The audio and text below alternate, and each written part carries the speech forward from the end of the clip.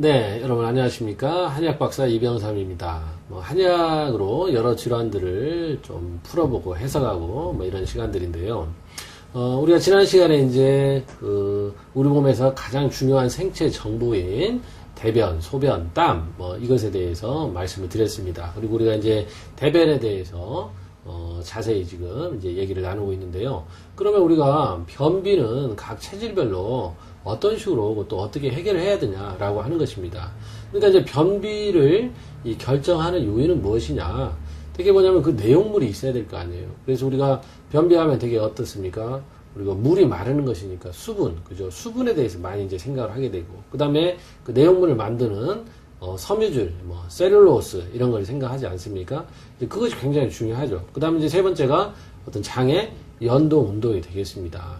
그러면 이것들을 이제 좌우하는 것은 과연 어떻게 체질별로 달라지는가에 대해서 한번 살펴보면, 이 태양인들은 우리 흔히 계속 나오는 얘기지만 우리 몸에서 에너지의 기운이 자꾸 위쪽으로 올라가다 보니까 이 수분이나 진액도 다 증발해서 날아가 버려요. 그러니까 이런 것을 자꾸 이제 수렴해서 아래로 자꾸 좀 내려주고 이렇게 형체를 자꾸 만들어주고 이런 것이 필요하겠죠. 그래서 우리가 이 태양인들한테 가장 변비에 좋은 것은 감입니다. 감. 그러면 우리가 옛날에 감하면 감 많이 먹으면 변이 좀 막히고 변이 안 나오는 경향이 있지 않습니까? 그런데 오히려 태양인은 그렇지 않다라는 거예요. 왜 그러냐? 이 자꾸 날아가려고 하는 그런 기운들이 이 떫은 맛에 의해서 자꾸 수렴되고 응축되어서 어떤 형체를 만들고 대장에 윤기를 넣어주고 진액을 넣어준다는 거예요. 자, 한번 재밌는 얘기를 제가 해드릴게요.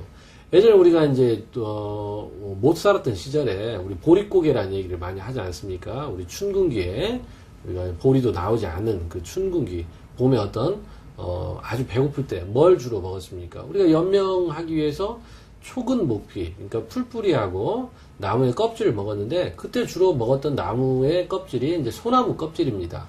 그럼 소나무 껍질이 굉장히 떫어요. 여러분들 소래 눈, 소래 싹 아니면 소래 껍질을 실제로 드셔보시는 분도 있겠지만 그걸 드시면은 굉장히 떫기 때문에 떫은 맛은 어떻습니까? 기운을 자꾸 수렴하고 응축시켜요.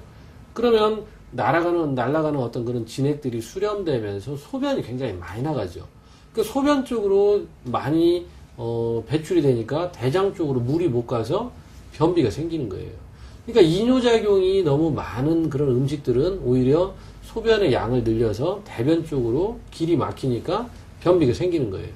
근데 태양인들은 그때 당시에 그런 어떤 소나무에 나무 껍질을 끓여서 그렇게 죽을 써서 먹고 진액들이 많이 모이니까 변이 잘 소통이 됐다 그래요.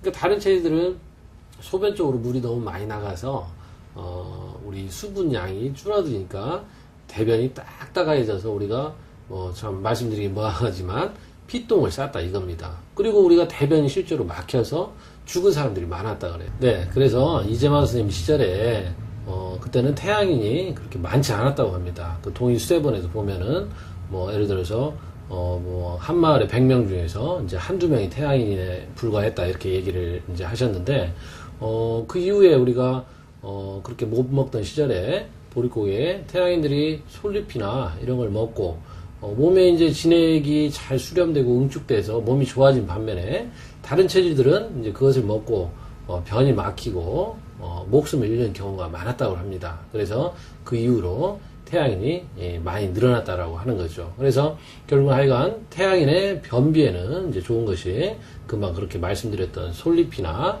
그 다음에 감, 꽃감, 그 다음에 동규자차, 참기름 이런 것으로 자꾸 진액을 수렴하고 응축해서 아래쪽으로 내려주는 그런 기운을 만들면 좋겠다 하는 것입니다. 자, 오늘은 여기까지입니다. 감사합니다.